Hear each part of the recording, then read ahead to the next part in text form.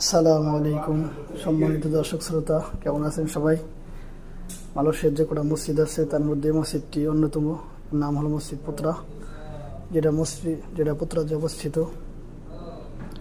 তো এখানে আমাদের সবার প্রিয় মিজান রহমান আজহারি সাহেব এবং মালয়েশিয়ার বর্তমান প্রেসিডেন্ট আনোয়ার ইব্রাহিম এবং আমাদের শ্রদ্ধেয় জাকির নায়েক সাহেব এখানে জুমার নামাজ পড়ে।